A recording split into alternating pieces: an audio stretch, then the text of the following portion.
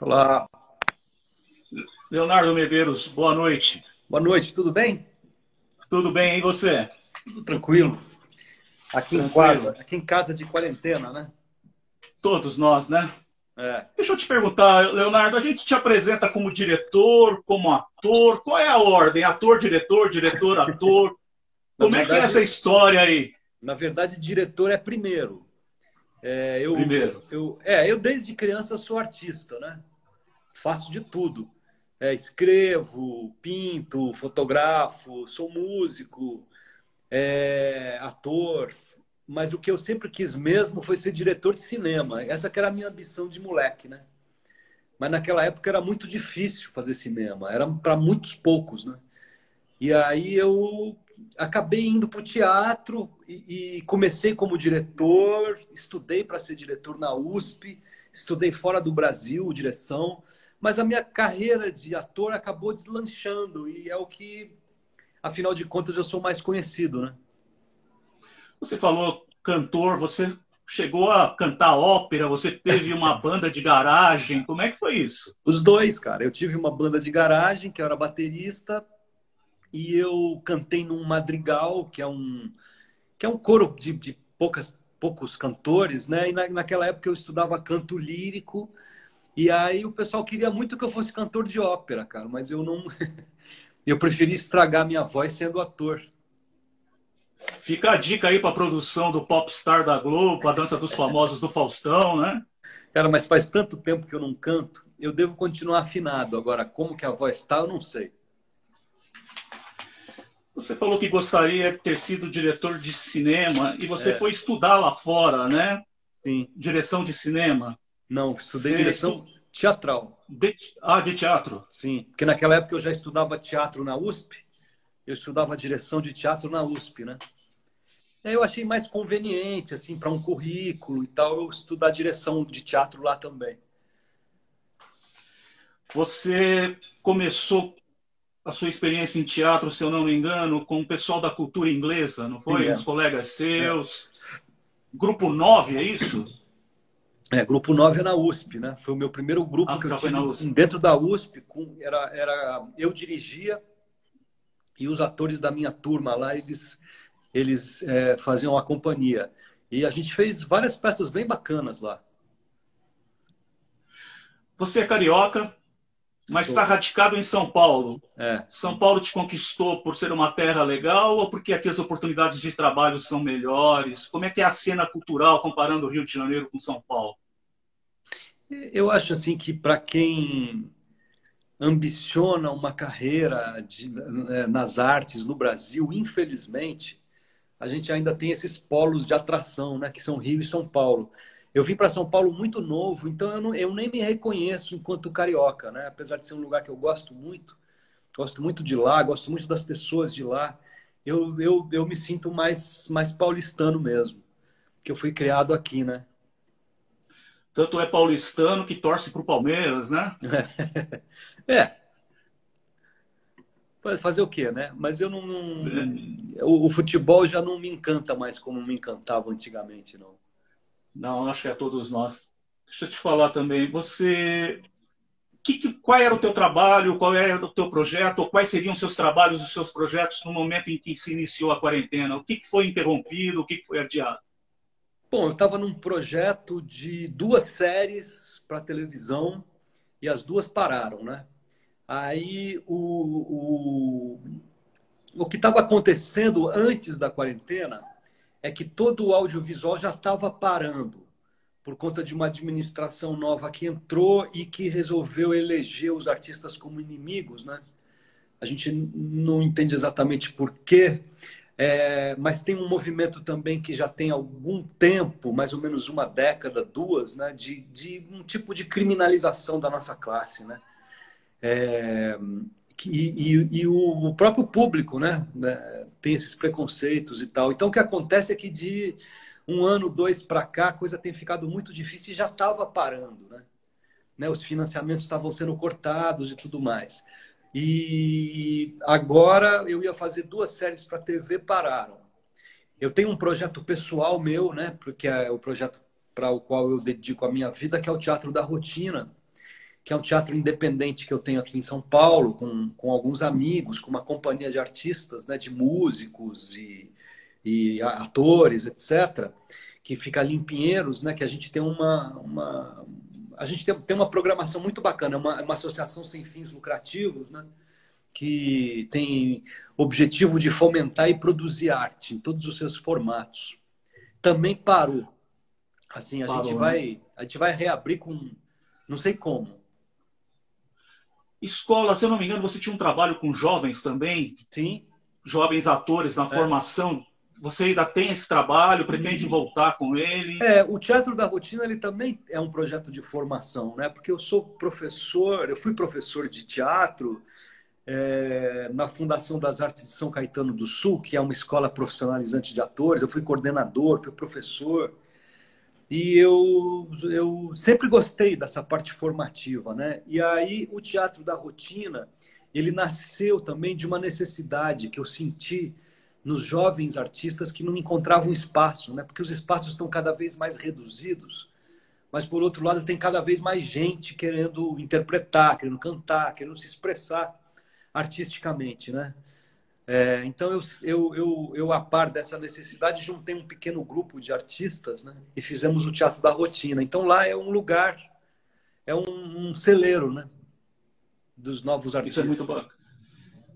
Você falou que a classe e os trabalhos relacionados à classe estão meio que abandonados, meio à margem do É, financiamento do governo.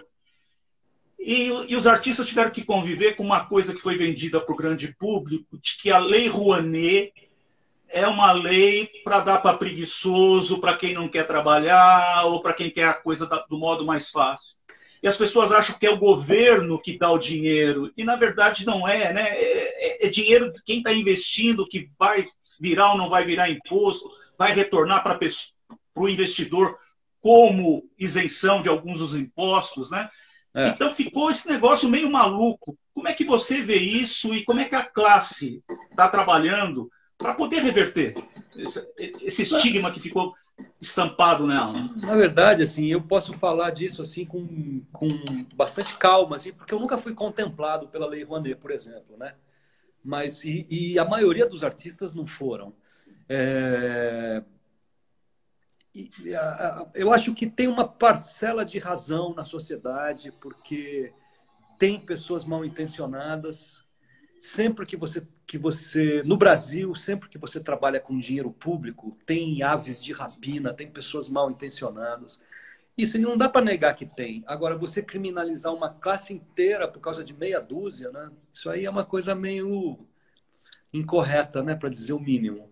É, a Lei Rouanet, ela é um instrumento muito importante, mas que eu acho que apresenta algumas distorções, né? Uma delas é essa que você falou, por exemplo, porque no final das contas, como o dinheiro da Lei Rouanet vem das empresas, quem acaba escolhendo os conteúdos da arte brasileira, da cultura brasileira, são os gerentes de marketing, os diretores de empresa. E eu não sei se eles são as pessoas mais adequadas para fazer esse tipo de julgamento. Teria que ser um julgamento mais isento, porque no final das contas, o que, que o investidor quer? O investidor da sociedade civil, quando ele coloca dinheiro num projeto cultural, ele quer retorno de marketing.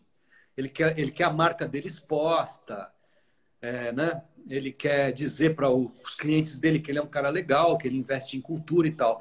Mas aí acontece uma grande distorção, né? Que os projetos contemplados pela Lei Rouanet são projetos que têm interesse comercial. Então são grandes peças de artistas renomados, né? São projetos menos artísticos e mais de entretenimento fácil. Então, os artistas sempre acabam meio na míngua, né? Porque a arte é uma coisa, às vezes, um pouco indigesta. Né? A gente hoje fala muito de Picasso, por exemplo, que foi um grande artista do século XX. Né? O Picasso sempre foi um artista muito indigesto. Né? Nem todo mundo aceita. Agora, ele é um grande artista, né? Está em todos os livros da história da arte e tudo mais. Será que o Picasso seria contemplado por uma lei de incentivo, onde quem escolhe o produto cultural é um gerente de marketing? Né? Então tem Até essas porque distorções geradas pela lei. uma das distorções que podem surgir é que este empresário, esse gerente de marketing, ele fala assim, vou investir em cultura. Mas, na verdade, ele quer investir num produto que vai lhe dar É. retorno, e que muitas vezes não é cultura, é entretenimento, não é? Pois é, então, Que essa é talvez uma. seja mais fácil de vender, não? É, exatamente. Essa é uma opinião minha, pessoal, que é um pouco controvertida. Né? Eu acho que a gente teria que ter uma divisão mais clara para esse tipo de financiamento do que é entretenimento e do que é arte, que são coisas diferentes. Nem sempre. Às vezes tem uma convergência, mas na maioria das vezes não tem. E o julgamento sobre a arte, ou sobre a produção de arte, ou sobre a experimentação da arte, porque a arte é uma grande experiência que a gente não sabe o resultado que vai ter. Às vezes o resultado não é bom, não é digerível pelo público, né? E quem faz esse julgamento? Você acha que o julgamento do público às vezes fica prejudicado pelo julgamento preliminar de uma crítica? Não, Dos eu acho que críticos? o problema do julgamento do público tem a ver com a nossa falta de educação. Né? O Brasil é um país que historicamente negligencia, né, a educação. A gente tem nosso povo assim, em todos os estratos sociais muito mal educado, assim, incapaz de entender o que é uma obra de arte. Claro que não quero generalizar, assim, mas assim é muito difícil você estabelecer um diálogo, mesmo na elite, assim, com pessoas que realmente compreendem o que é a arte, né, e conseguem usufruir e fruir de uma obra de arte. É uma discussão muito profunda e complexa essa. Mas eu acho que isso está ligado a uma tradição histórica de séculos, né, de um país que, em primeiro lugar de tudo, antes de qualquer coisa, não dá o menor valor, muito pelo contrário, à educação. Deprecia. Ah, você falou há pouco que não foi ainda beneficiado pela Lei Rouanet, não procurou. Como é que você Não, faz os seus procurei. projetos? Ah, você procurou? Já me inscrevi várias vezes, mas eu nunca fui contemplado. Ah, não foi contemplado. Mas esse é algo que você vai atrás, ou você É, tem uma equipe que cuida disso, você tem um agente que cuida da tua carreira? Como é que funciona isso? não, eu trabalho sozinho, né? Há bastante tempo já. Então, e essa é uma das distorções, né? Porque assim, como você para inscrever um projeto cultural lá na Lei Rouanet, você precisa de uma equipe. Então, assim, eu sou um artista, assim, eu não tenho experiência, eu não tenho tino administrativo, né? Para inscrever para eu entender um edital, uma lei governamental, né? Que foi votada no Congresso, já é complicado para mim, porque eu não sou advogado, não sou jurista. Então, assim, eu preciso me cercar de advogados, administradores, eu preciso me cercar de uma equipe para conseguir entrar com um projeto desses.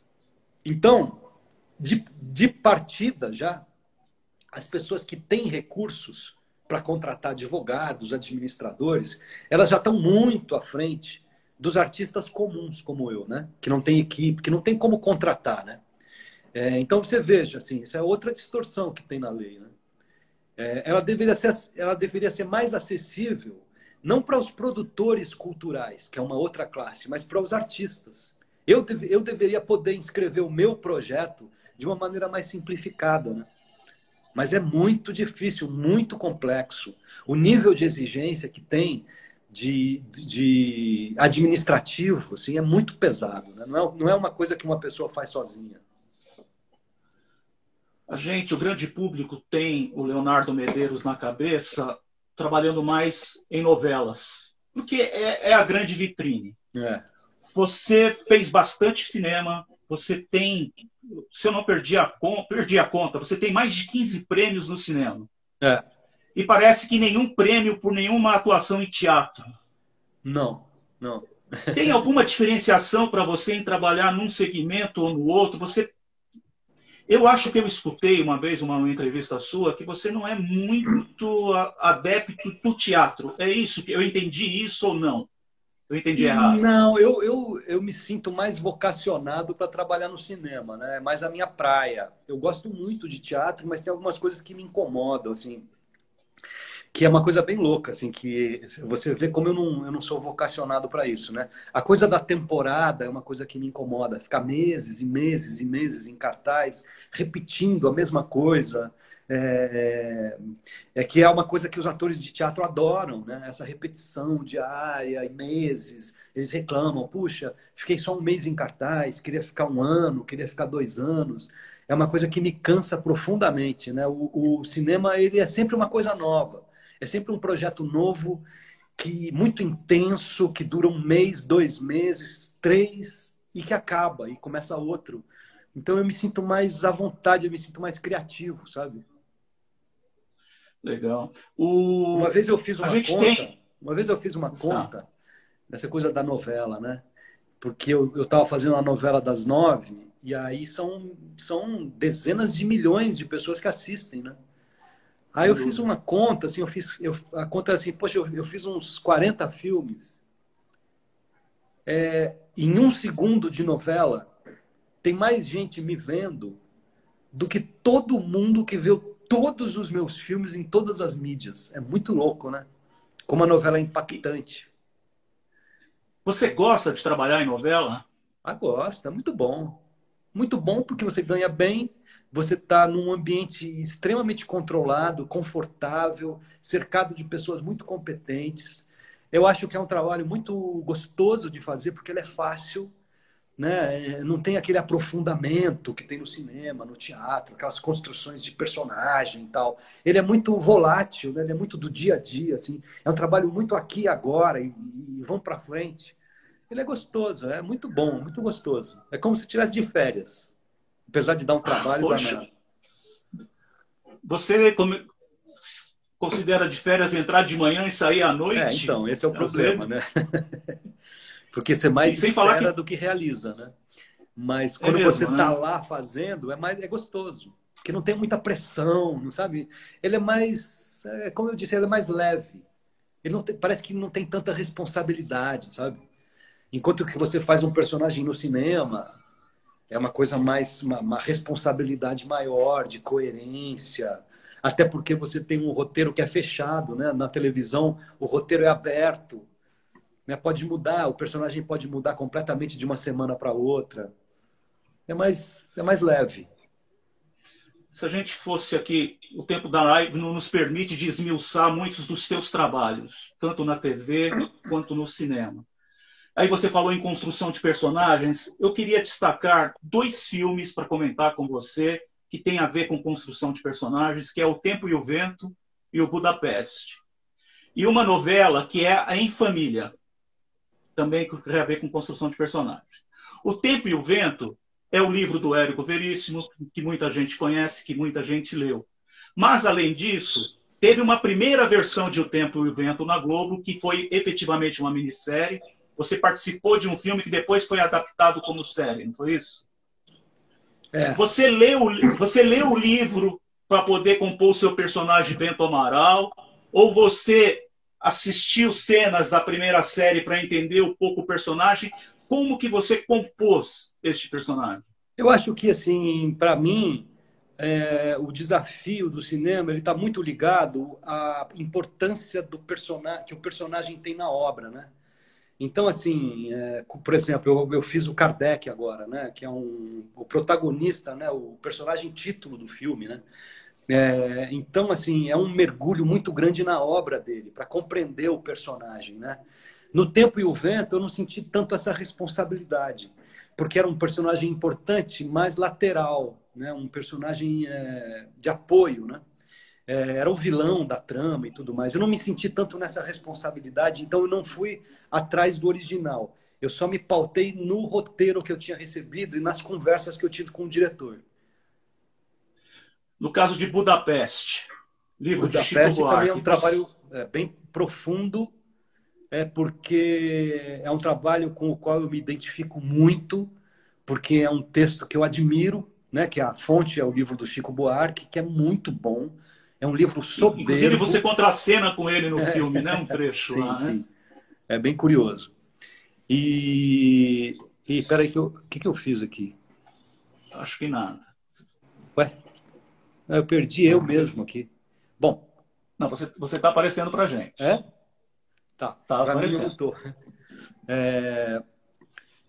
Então, o Budapeste eu considero um dos trabalhos mais importantes, assim, mais especiais assim que eu fiz, né? Um filme muito bonito, um filme que eu tenho muito orgulho, né? Dirigido pelo Walter Carvalho, que é praticamente um cara da minha família, um pai, assim. É um filme muito legal. Quem puder ver, recomendo. Nesse, nesse caso, você leu o livro, também você se Sim, ateve ao roteiro. li duas vezes o livro e estudei muito o roteiro, discuti muito o roteiro com o diretor, fizemos mudanças antes de filmar, fizemos mudanças durante a filmagem, foi um processo bem intenso. Você falou de um filme bonito, sem dúvida nenhuma, um filme bonito. Você esteve em Budapeste. É. Atrizes bonitas trabalhando no filme. Giovanna Antonelli, a Paola Oliveira, a Débora Nascimento e a Gabriela Amore. Trilha sonora de Chico Buarque.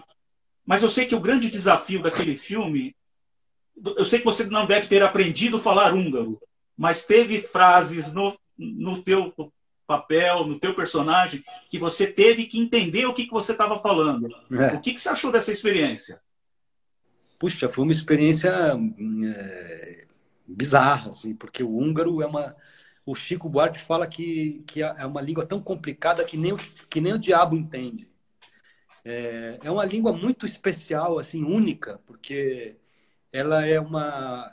O húngaro é uma ilha linguística que tem no meio da Europa Oriental e não tem nenhum parentesco com russo, alemão, latim. É uma língua única, assim, que surgiu naquele lugar, né? E era muito complicada, muito difícil. Assim. Eu me propus a aprender e não consegui, porque eu tinha alguns meses, né? Aí eu compreendi que seria impossível aprender aquela língua, que ela realmente ela é uma língua alienígena. E aí eu comecei a tentar fazer um trabalho de desconstrução das palavras, né? Então eu pegava as minhas falas, eu me aprofundei nas minhas falas, né? Metade do filme é falado em húngaro. E aí eu pegava as palavras em húngaro, elas são compostas, né? Então a palavra, dependendo do prefixo, sufixo e tal, ela muda de sentido. Então eu comecei a fazer traduções ao pé da letra de cada termo, né? E é uma língua belíssima, né? Parece que você está falando numa forma poética. Ela é muito interessante, assim, ela é muito curiosa. E no final eu tinha uma compreensão muito grande do que eu estava falando. Mas não quer dizer que eu sabia falar húngaro, né? Então é muito as pessoas, a Gabriela Mori, que você citou, que é uma atriz húngara, ela assistiu o filme, ela dava muita risada, né? Aí depois ela me falou, você é muito engraçado, porque você fala húngaro de um jeito assim completamente único. O seu personagem, José Costa, no filme, é um ghostwriter. É um escritor que não pode dar seu nome nas obras, que pega a ideia de outras pessoas e escreve por elas. Com autorização delas, lógico. O ator é meio um ghost também, né? Que se empresta para os personagens, né? Para dar vida a estes personagens. Você, quando pega um personagem, você vai estudar como ele vai falar, como ele vai fazer o gestual. Como é que é o teu processo de criação de um personagem? A gente vai falar de Kardec, que muita gente que está entrando aqui está interessadíssimo em saber de Kardec. Nós vamos falar dele à parte. Mas como é que você pega um personagem e trabalha? É um personagem que você vai entrar com o seu rosto, com o teu jeito, que não vai ter nenhuma caracterização, mas que você vai ter que dar um toque todo especial a ele, né? Como é que funciona isso? Para mim é um Na cabeça de um ator. Para mim, eu sei que cada ator tem um jeito diferente, né? Mas para mim tem muito a ver com um processo empático que eu estabeleço com o personagem. Tem uma busca de compreensão de quem é aquela criatura. Tem muitos atores que fazem o contrário, né? Que tentam encaixar a sua própria personalidade à personalidade do personagem. É meio contraditório, assim. E aí eu tento fazer um processo empático, né? Que é de compreender profundamente, é um processo interiorizado, de participar dos valores que são diferentes dos meus, né? De compreender situações e atitudes que são diferentes das minhas, né? E esse processo é um processo bastante, às vezes, é bastante sofrido até, né? Porque você vai de encontro a coisas que você não esperava encontrar em você mesmo. Então, para mim, essa é a base, é o fundamento, né? Você compreender profundamente quem é aquela criatura e tentar se emprestar para ela, e não tentar impor a ela alguma coisa que você acredita ou acha, ou algum preconceito teu. Você já desistiu ou recusou algum trabalho porque você percebeu que não haveria essa empatia com o personagem? Ah, talvez, eu não sei te dizer. É porque, assim, o panorama do trabalho do ator brasileiro é tão precário assim que as pessoas acham que a gente pode escolher e tal. Não, esse eu vou fazer, esse eu não vou. Não é muito assim, né? A gente meio que tem que fazer o que pinta. Eu tenho muita sorte de ter feito muitas coisas muito bacanas, né? Mas eu talvez uma vez ou duas eu tenha recusado. Talvez uma vez ou duas eu deveria ter recusado e não recusei. Mas acontece, da gente rejeitar, principalmente quando o personagem não dá para você subsídios, para você realizar uma construção forte, profunda, né? Quando ele é raso, quando ele não tem muito a apresentar. De novo em construção de personagem, agora eu vou para a novela Em Família, do Manuel Carlos. Era uma novela, se eu não me engano, tinha 3 fases, não é isso? Você entrou na terceira fase com um personagem que já tinha vivido 2 fases anteriores. Você acompanhou essas 2 fases, você acompanhou as gravações dessas, para você entender o personagem e poder compor o seu, porque pode ficar um negócio meio esquisito depois, um gesto, uma atitude ser diferente. É trabalhoso tanto quanto pegar um personagem do zero? Como é que é isso? Olha, eu adquiri muita admiração aos atores da televisão, né? Porque eles são figuras muito ágeis no trabalho deles. Eles resolvem as coisas muito rapidamente, né? É um grande talento esse. E aí, assim, como eu falei, assim, na televisão tem pouca possibilidade de aprofundamento, sabe? É uma coisa mais festiva, assim, mais na hora. Intuitiva. Totalmente. Vamos embora. É uma fábrica de conteúdo, né? Que produz loucamente todo dia. Né? Uma novela das 9 tem cinco equipes trabalhando 12, 18 horas por dia. É uma loucura, né, o que se faz. E não tem muito assim essa. Acho que é um romantismo achar que tem. Não tem. A gente vai indo e vai fazendo e vai recebendo. Eu gosto disso na televisão, porque eu decoro muito fácil. Eu consigo montar uma cena na minha cabeça de um dia para o outro. Então eu me divirto muito, né? Mas não tem esse estudo, essa busca, não é. E é incrível. A coisa mais incrível que tem é que dessa maneira a telenovela brasileira é brilhante, né? De um jeito assim Bastante. totalmente meio à toa, assim, mas é incrível, né?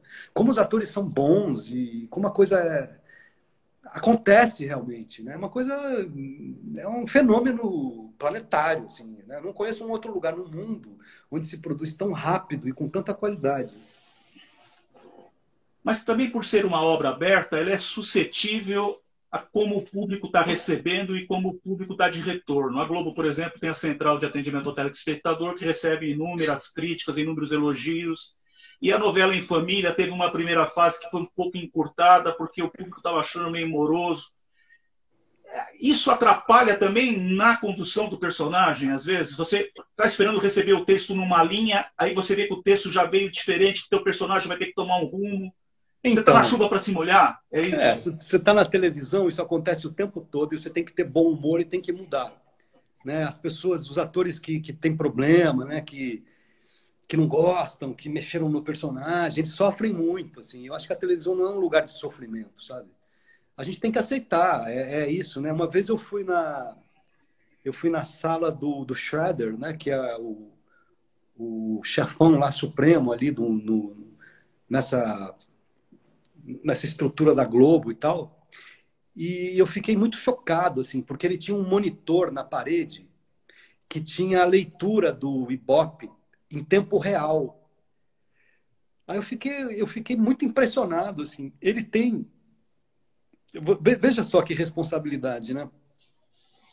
Ele sabe, ele olha, ele não só ele, né? Eu sei que os autores também têm essa medição de tempo real em casa, alguns diretores e tal. Então, você vê a novela no ar e, ao mesmo tempo, você vê o Ibope A subindo e oscilação. descendo. Então, eu sei que quando aquele ator entra, o Ibope cai. Quando aquela atriz sai, o Ibope aumenta. É muito assim cruel. E aí eu fiquei imaginando se não tem pessoas que ficam olhando aquilo e falam assim, esse ator, quando ele entra, o Ibope cai, esse sobe. Essa trama, quando essa trama aparece, o Ibope sobe. Quando essa trama, o Ibope cai. E isso é extremamente volátil, né? É isso que define os caminhos que vão ser tomados. Então as histórias mudam de uma hora para outra, personagens morrem, personagens aumentam, outros diminuem. É muito impressionante. E nós que Você, nós somos peões, né, nessa história toda. Só nos resta tentar fazer o trabalho direitinho, esperar, rezar que as pessoas gostem. você é muito crítico em relação ao seu trabalho? Você, quando se vê, você fala, eu poderia ter feito melhor, ou eu... Então, Como é que funciona isso na tua casa? Você é muito crítico de si mesmo? eu já fui. Eu já fui muito Porque, crítico. desculpa te interromper de novo, acho que você, como diretor, ainda tem um quesinho a mais para olhar É, para um personagem, para olhar para um desempenho, né? eu acho que como diretor eu sou mais neurótico, mas como ator eu aprendi a não sofrer, sabe? Porque essa coisa da autocrítica, do perfeccionismo, ela gera muito sofrimento para não só para você, mas com as pessoas que estão em volta também. E hoje eu estou mais à toa, hoje eu estou mais jogando o jogo assim e sendo feliz. Não me preocupo, muitas coisas que eu faço eu nem assisto, para te falar a verdade. Não me preocupo muito. Hoje em dia estou Você é, tranquilo. você é daqueles atores que se rebelam contra o diretor, ou por ser diretor você entende, você aceita o que ele te passa, você cresce com os apontamentos que ele te faz?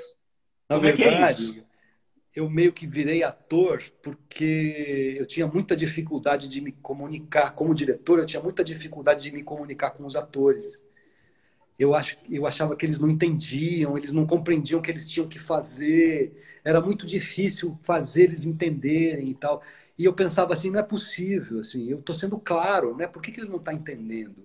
E nessa busca eu acabei virando ator para tentar suprir essa necessidade minha de ter um ator que compreendesse as coisas, né? E aí é curioso isso, né? Eu tenho uma relação muito boa com os diretores, por exemplo, né? Porque eu consigo entender eles, né?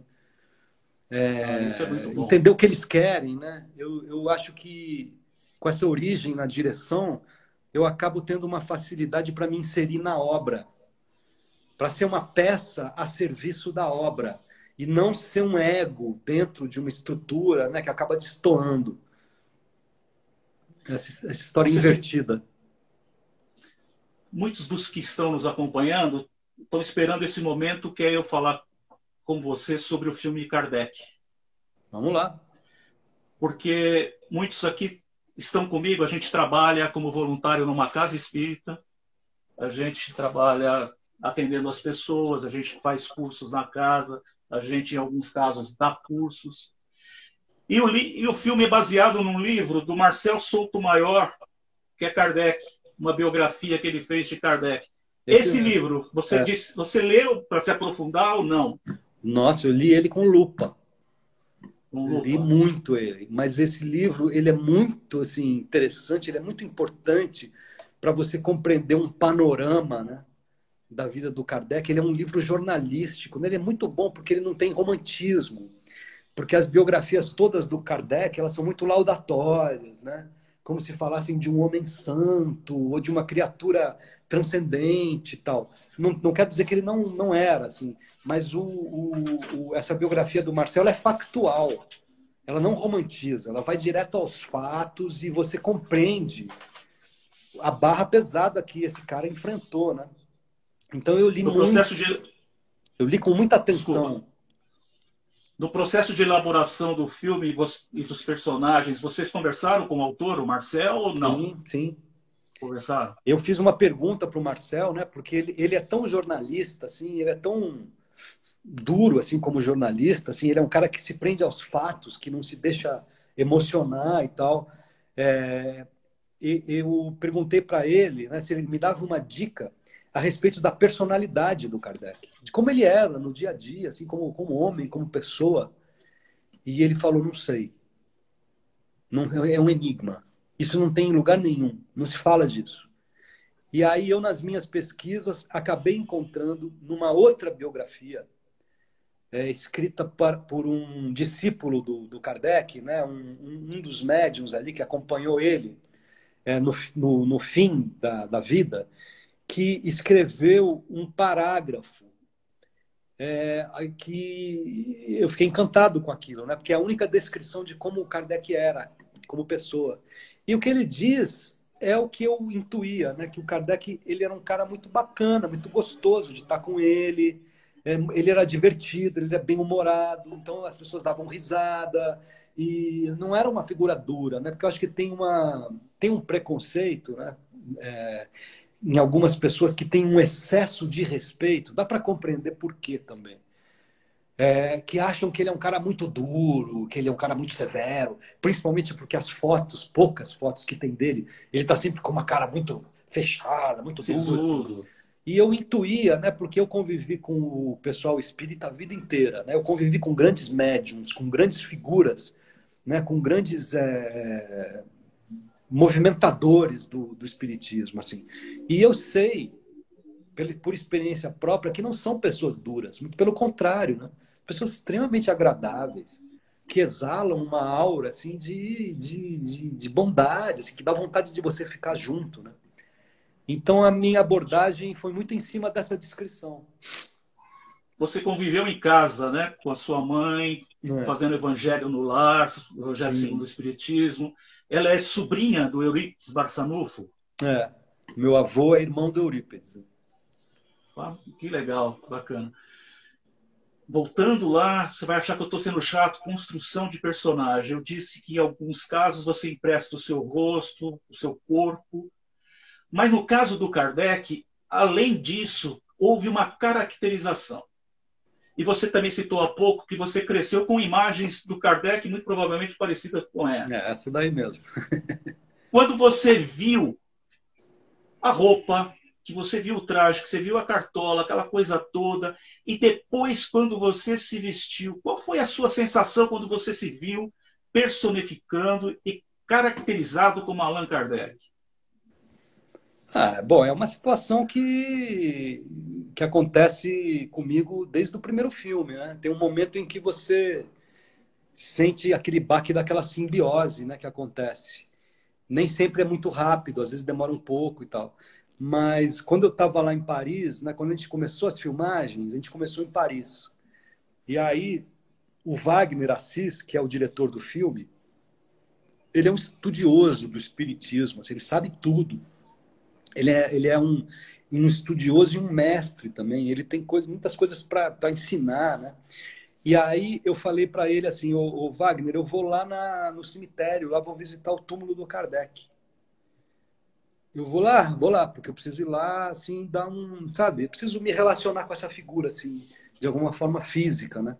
Aí ele falou, não, eu não vou, Léo, eu nunca fui, eu não vou porque eu... E aí ele é espírita, então para ele ir lá não quer dizer nada, ele tem outra relação, né? Com Sem as dúvida. esferas do espiritualismo e tal. E eu fui lá, e foi muito bacana, assim, fui lá num espírito, assim, menos nobre, né? Pedir um abre-alas, sabe? Falar, ô Kardec, né? Me ajuda, né? Vamos, me dá um apoio, né? Me, me, me corrija, né? Se eu estiver errado. É, e foi importante para mim, né? Porque de alguma forma eu senti que aquele momento foi um momento de passagem e tal, né? De aceitação, de entrega e tudo mais. Mas é muito curioso isso, né? Você vê, porque o meu processo de construção de personagem ele é todo interiorizado. E eu fico muito orgulhoso, porque as pessoas falam assim, ah, você é a cara do Kardec. Não é, assim, olha direito que você vê que não é. Porque ali tem um conjunto de tensões, assim, tem um estudo ali de como seria esse cara, né, essas fotos que eu cresci vendo, né? Como ele se movimenta, como ele senta, como ele é nas ações físicas, né? E não tem caracterização. O que tem, assim, é uma barba cortada, um cabelo, mas não tem maquiagem, não tem silicones, assim, próteses e tal. Sou eu mesmo, entendeu?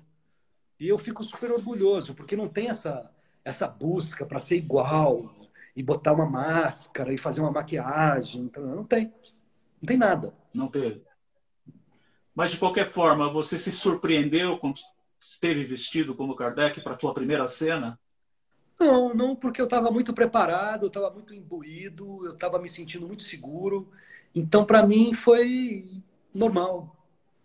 Não, não, eu estava muito seguro do que eu estava fazendo. Eu tive, assim, eu tinha eu acho que eu não tenho nada a ver fisicamente com o Kardec, né? Então isso me preocupava muito. E aí, lá em Paris, um dia antes de filmar, eu estava andando na rua e aí, numa cidade como Paris, né, qualquer cidade grande tem muitos espelhos espalhados, né? E aí eu me surpreendi porque eu olhei e vi o Kardec. Só que não era ele, era eu. Então eu me senti preparado, assim, falei, eu acho que eu olhei de relance assim e vi. Não era ele, era eu, mas eu senti que era o Kardec. Então, naquele momento eu me senti bem seguro, assim, falei, eu acho que o caminho está certo, né? E isso foi antes ou depois de você ter ido lá pedir a permissão? E foi antes, Foi antes. foi Isso te antes. encorajou a ir lá para pedir a permissão? Não, quando eu Ou você fui já para estava com isso na Paris, cabeça? eu já fui para Paris com esse propósito de ir lá. E é muito os espíritas, né, que estão acompanhando, é muito legal ir lá, porque é único. Né? O kardecismo sumiu na França, foi apagado, né, da história da França.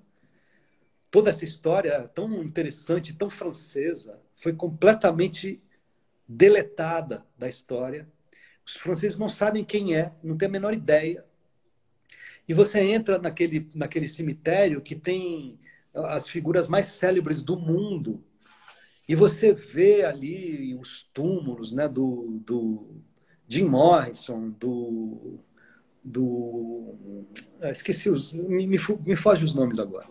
Mas, em suma, e o Kardec é o lugar mais limpo, límpido, cheiroso. Parece que as pessoas vão lá todo dia e limpam. Parece que ele foi enterrado ontem. Porque Caramba. é uma campa nova, florida, cheirosa, é única. Porque todos os... Mulher está lá, né? São todas as campas, elas são muito envelhecidas, maltratadas, com rachaduras, sujas, com plantas mortas. A do Kardec não, parece que todo dia parece que vai uma tropa lá, apesar de eu não ter visto ninguém. Parece que vai uma tropa lá, limpa, dá um banho, enche de flores frescas, né? Então ele é muito diferente. É uma sensação bem legal, de respeito. Aqueles que se dedicam ao estudo da doutrina, dos personagens fortes da doutrina, sabem a importância de Kardec como pedagogo, como cientista que criou um método de validação das informações que ele recebeu do mundo espiritual. E o Marcel, no livro dele, foi muito feliz, e o filme também é bastante feliz, no sentido de valorizar o papel da esposa de Kardec, a Amélie, em todo o processo. E a gente percebeu também um entrosamento muito grande entre você e a Sandra Corvellone ali. Você sentiu que ali também tinha a permissão de mais energias ali para comporem aquele casal, para compor o trabalho magnífico que eles iniciaram ali? Olha, a Sandra é uma atriz incrível, né? Extremamente experiente, é uma pessoa muito generosa e tal. Então ali não tinha como dar errado, né? Porque nós dois a gente estava trabalhando juntos para conseguir um objetivo. E foi muito simbiótico, assim, a gente se deu muito bem. Eu acho que o trabalho ficou muito bonito, mas não tem, desculpa, mas eu não consigo romantizar, assim, né? Era uma relação de dois profissionais, mas a gente buscava muito esse efeito, né? De mostrar como eles se gostavam, como o Kardec respeitava ela, né? Num momento da história, porque a gente está vivendo um momento da história hoje, né? Em que a gente está dando muito valor para a presença da mulher na sociedade. Naquela época não tinha isso. É uma sociedade machista. Então, assim, é um homem que dá o valor devido, né? Como o Kardec deu para a mulher, era uma. Então, assim, não está nas biografias, não tem, assim, não aparece tão claramente a importância dela. Mas no Marcel ela é muito clara. Se não fosse ela, a gente percebe, né? Porque o trabalho do Kardec, o trabalho de produção, né? Ele era muito pesado. E ele fazia questão de responder todas as milhares de cartas que chegavam, uma por uma, com respostas personalizadas. Ele não teria conseguido se não fosse ela. Sozinho, não. Né? Não daria. Então, assim, a gente percebe a importância. E para ele ter delegado para ela, né, a compartilhar essa responsabilidade que a gente sabe que ele fez, ele não compartilharia se não fosse uma relação de extrema confiança De respeito. de respeito e afeto. Né? Você falou que fica, às vezes, durante uma novela, o dia todo esperando o seu momento de filmar a sua cena, de gravar a sua cena. No cinema é um negócio um pouco diferente, né? Vocês filmaram o Kardec, por exemplo, em quanto tempo? Eu acho que foram, não lembro se foram 6 ou 8 semanas, mas a Um filmagem mês e ela, meio. porque no cinema o tempo é dinheiro, né? Cada segundo Sem custa dúvida. muito caro. Então, assim, ele é muito na hora de filmar, né? A produção toda ela ganha um caráter muito sintético. As coisas têm que ser feitas com uma certa rapidez. Não tem muito tempo para rodar lâmpada e tal. É, então, assim, e no caso do Kardec, como eu tô em todas as cenas do filme, né? Eu filmava o tempo todo, então não tinha nem tempo de esperar. Eu estava ali E o no tempo cinema é todo. interessante.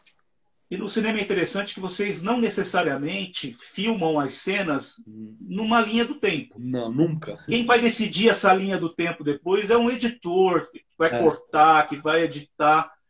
Quando foi que você viu pela primeira vez o filme pronto? Foi com a equipe? Foi já numa Não, exibição em sala de cinema? o Qual foi a tua Wagner, reação quando viu o filme pronto? o Wagner que me chamou lá no Rio de Janeiro para ver uma cópia de avaliação, assim, né? Ah, eu fiquei muito orgulhoso, assim, mas o filme não me surpreendeu porque eu sabia o que vinha lá, né? Como eu te falei, eu estava muito seguro do que a gente estava fazendo, né? Eu compreendia muito bem o que o Wagner queria.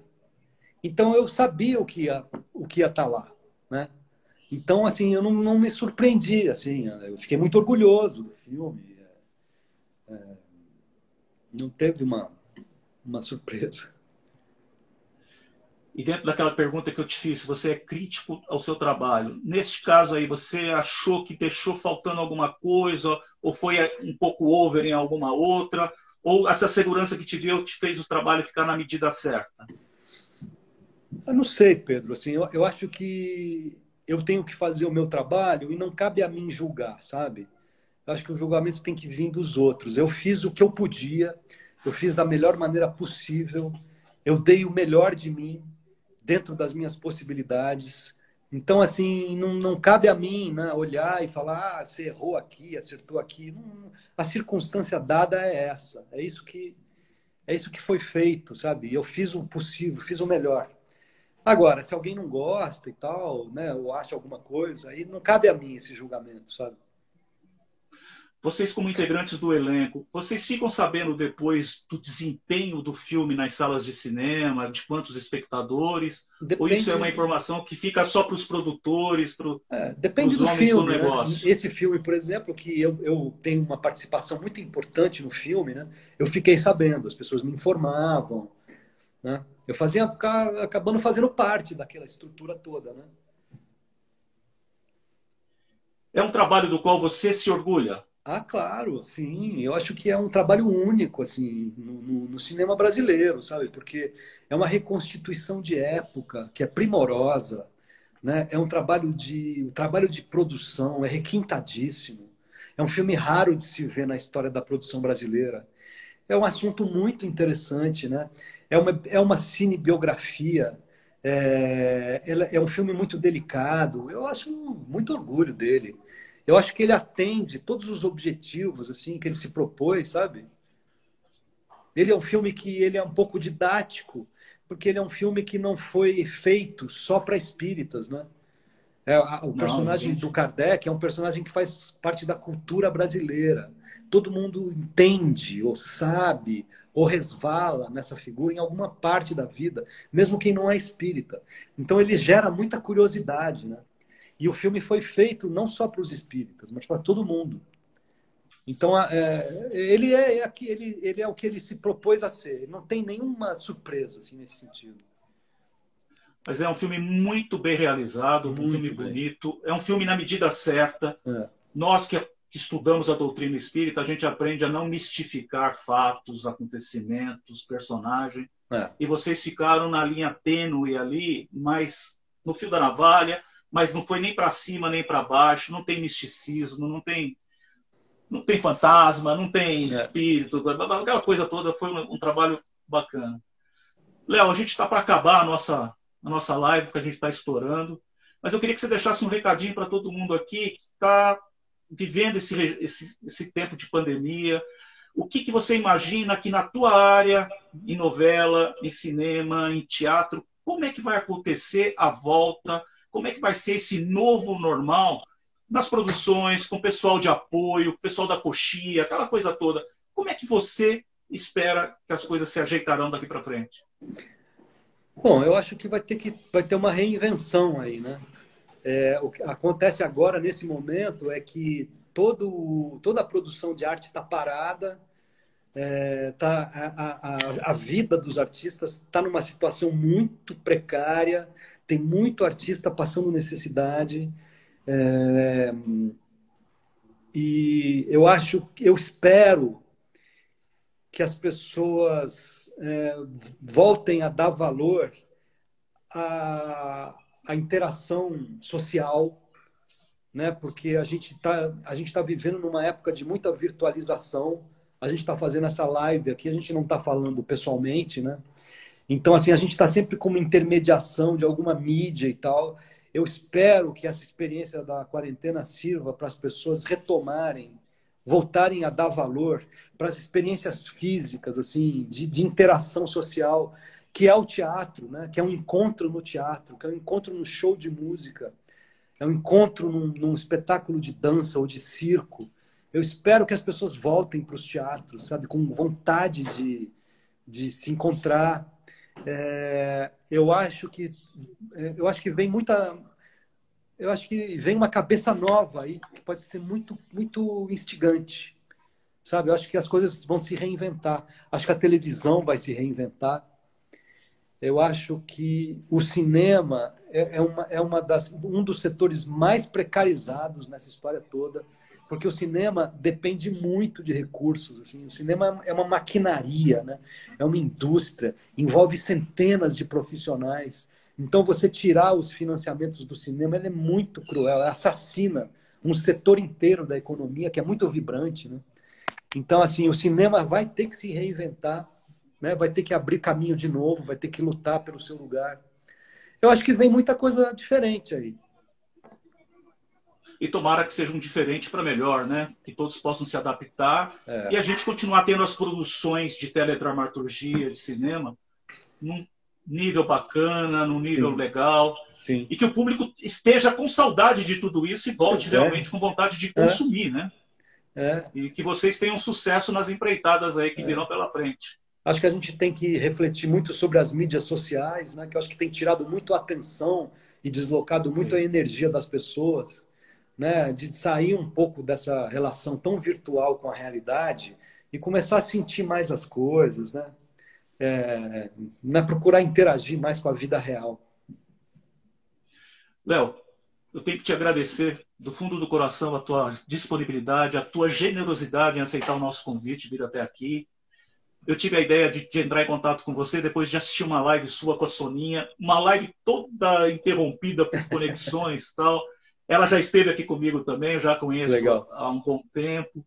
Então, olha, brigadão, viu? Se eu já era teu fã, se as pessoas que nos acompanharam aqui, que eu acabei não citando os nomes, estão aqui tecendo os mais lindos elogios para você, ficaram ainda mais fã do Leonardo Legal. Medeiros, Eu que agradeço. diretor e ator. Eu agradeço a atenção. Obrigado. Espero que tenha sido legal, que as pessoas tenham se divertido. Foi, e a gente espera que você tenha gostado também. Claro, adorei. Bacana.